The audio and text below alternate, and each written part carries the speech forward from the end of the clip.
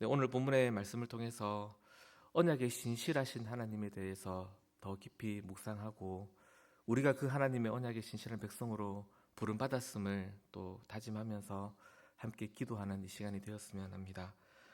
오늘 본문의 내용은 간단하게 정리하면 하나님께서 출애굽의 역사를 위해 모세를 보내시려고 모세를 찾아오셔서 모세를 세우시는 이야기입니다.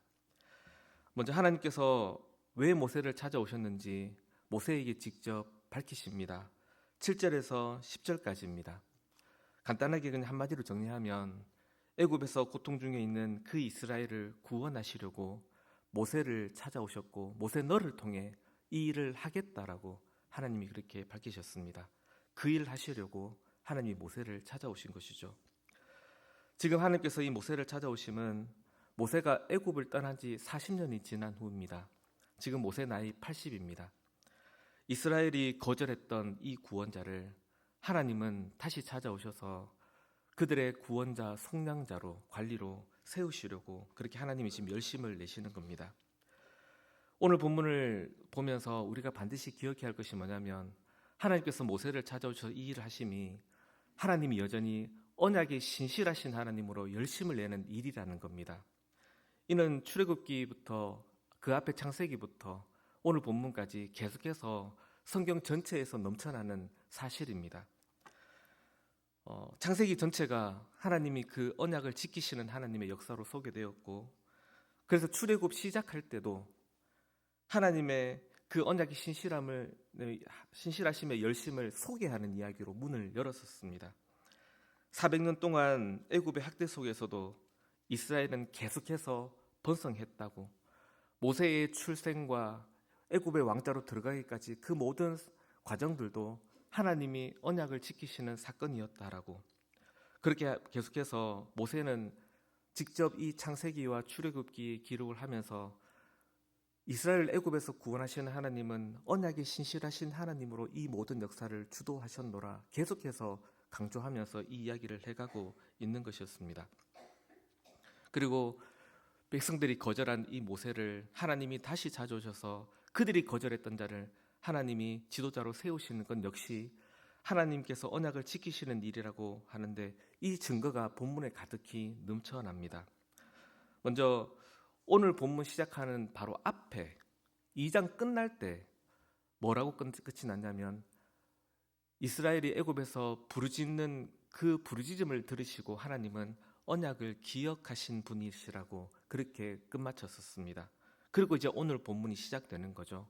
그 이야기는 오늘 3장 이야기의 시작은 그 언약을 기억하신 하나님께서 그 언약을 이루시기 위해 하시는 일이라고 맥락을 이어가는 것이 됩니다.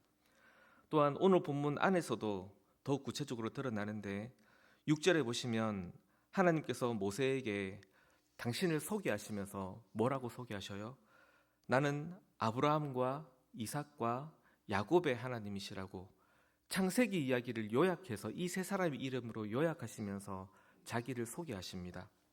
하나님의 이 호칭은 아브라함과 이삭과 야곱의 하나님이시라고 자기를 소개하시는 이 소개는 거기에 들어있는 가장 큰 함의된 뜻 하나가 뭐냐면 바로 하나님이 자기 백성을 향하여 언약의 신실하신 하나님이라는 데 강조를 두고 쓴다라는 겁니다.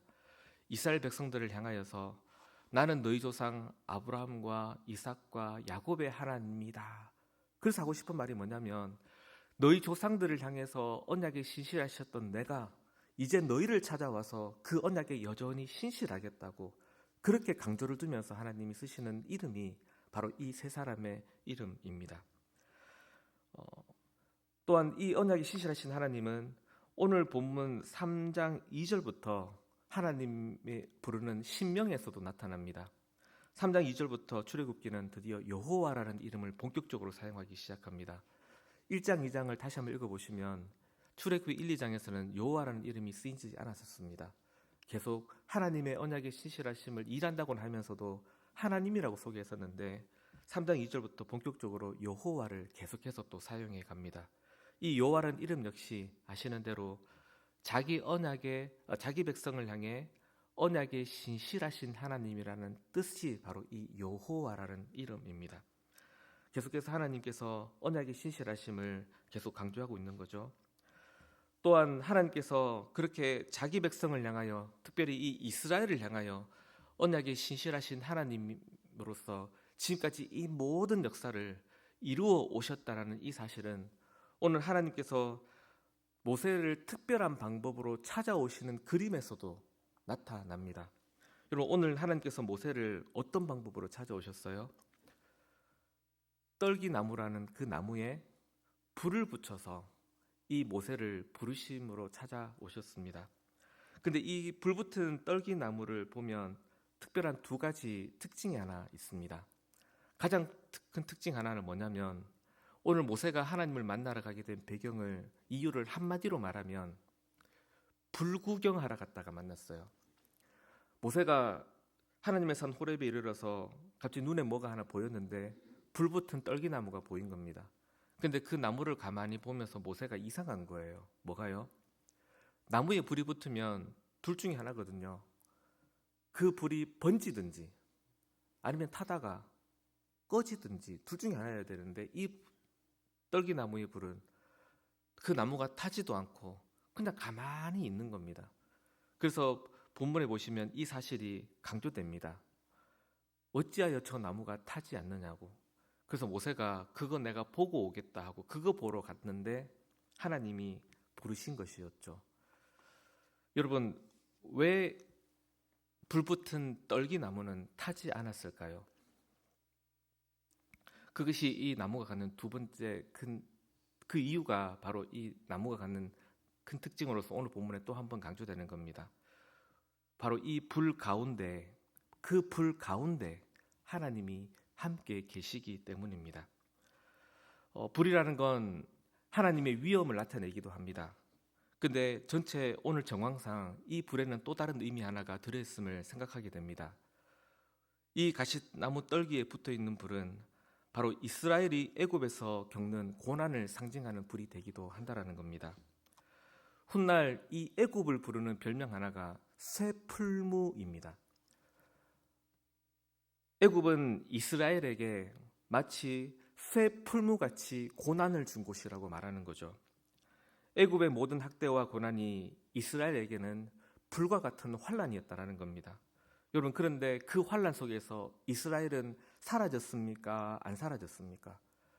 출애굽기 1장부터 소개했던 대로 이스라엘 백성들이 애굽에서 400년 가까운 그 세월 동안 학대를 받고 고난을 당했지만 이 이스라엘 백성들은 결코 사라지지 않았다고, 마치 불이 붙은 나무 같았는데 그 나무는 타지 않았다고 그렇게 말하는 겁니다. 이유가 무엇이었습니까? 지금까지 계속 밝혀온 대로 바로 그 환란 가운데에서 그 나무 같았던 이스라엘 백성들에게 하나님이 함께 하셔서 언약에 신실하게 일하고 계셨기 때문이었습니다. 하나님이 자기 백성을 향해 언약에 신실하셔서 이 백성을 지키셨다라는 그 역사의 모든 내용을 이 불붙은 떨기나무 하나의 그림으로 하나님이 보여주시면서 요약하시면서 이 모세를 찾아오신 거죠. 그리고 하나님께서 바로 그 언약의 신실한 역사의 요약으로서 이 불붙은 나무 앞으로 이 모세를 불러서 하나님은 한 가지를 요구하시는 장면이 오늘 본문에 기록이 됩니다. 바로 5절입니다. 모세가 이 나무를 보기 위하여 그 앞에 섰을 때 하나님이 말씀하십니다. 한 가지를 요구하시죠. 뭐를요?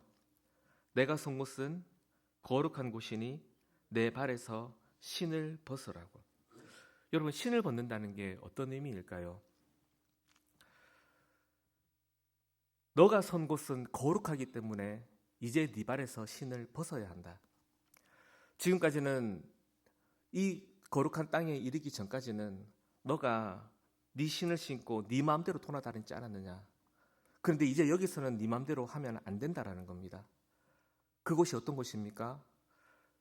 하나님이 언약에 신실하셔서 자기 백성을 지켜오신 그 증표가 있는 이 자리는 거룩하다. 여기에 참여하는 너로서는 네 마음대로 신발 신고 돌아다니면 안 돼. 신을 벗어라. 하나님의 언약에 신실한 그 역사 안으로 들어온 너는 그 하나님의 역사를, 언약의 신실한 역사에 참여한 자로서 그 중보의 일을 하고 그 구원의 일을 할 너는 이제 예전처럼 그렇게 네 마음대로 신씻고 돌아다니면 안 돼. 이런 의미가 들어있는 거죠. 모세로 하여금 하나님의 언약 성취를 위한 구원자요, 그 언약의 중보자로 부르시면서 하나님께서 이 모세로 하여금 그 일을 감당하게 하는 방법을 가르치는 겁니다. 어떻게 하면 그 중보의 일을, 그 구원자의 일을 할 수 있다고요? 너의 마음대로가 아니라, 네 뜻대로, 네 방식대로가 아니라 언약이 신실하신 그 하나님을 따라, 그 하나님의 언약을 따라, 그 하나님의 방법대로 참여할 때 이 구원의 일은 이루어져 갈 수 있다라는 걸 몸소 경험하도록 모세를 세우시는 겁니다. 성도 여러분, 장차 예수님께서 참으로 하나님께서만 하나님께만 완전히 구별되신 그 아들로서 하나님의 모든 법을 성취하는 새 언약의 중보자로 오셔서 우리를 구원해내셨습니다. 그분 안에서 하나님의 모든 언약은 완전히 이루어지도록 그렇게 오셨었죠. 성도 여러분, 언약이 신실하신 하나님께서 그 언약이 신실하신 중보자 예수 그리스도 안에서 우리를 또한 하나님의 자녀로 삼아 주셨습니다. 그리고 우리를 통해 하나님은 계속 그 언약의 신실함으로 또 일해 가십니다. 그리스도의 몸된 교회도 세우셨고 이 교회의 지체로 우리를 불러 계속해서 하나님의 나라를 증거하고 회복하고 확장하는 일들을 신실하게 일하고 계십니다. 우리가 그 하나님의 언약의 신실하심 안에 참여한 백성이 된 거죠. 성도 여러분, 어떻게 하면 이 거룩한 부르심을 잘 감당할 수 있겠습니까? 하나님이 오늘 이 모세에게 요구하신 대로 우리의 방법대로 아니라 우리 마음대로 우리 신발 신고 돌아다니는 그런 자세가 아니라 하나님께서 일하심을 알고 그 안에서 우리의 신을 벗는 마음으로 하나님의 언약에 참여한 자로서 그 하나님의 방법을 따르는 마음으로 그 하나님의 일하심만 쫓아가는 마음으로 그 하나님의 신실하심만을 의지하는 마음으로 설 때 우리가 그 하나님의 거룩한 부르심을 감당할 수 있게 될 것입니다. 이 시간 기도하실 때 우리 성막교회를 또 우리 성막교회에 세워진 모든 직분자들을 또 함께 참여한 우리 모든 성도들을 향하여 이 소망을 가지고 기도하였으면 합니다. 하나님께서 우리들을 이 하나님의 언약의 역사에 참여한 자들로 부르셨으니 우리 또한 거룩한 땅에서 신을 벗는 마음으로 하나님만 온전히 쫓아 우리를 통해 일하시는 하나님을 복되게 누려가는 우리 교회와 성도들 되도록 그 거룩한 부르심의 마음을 잃지 않게 해달라고 또 우리를 통해 일하시는 하나님을 늘 복되게 누려가게 해달라고 우리 함께 기도하시고 그 개인 기도하시다가 돌아가시겠습니다.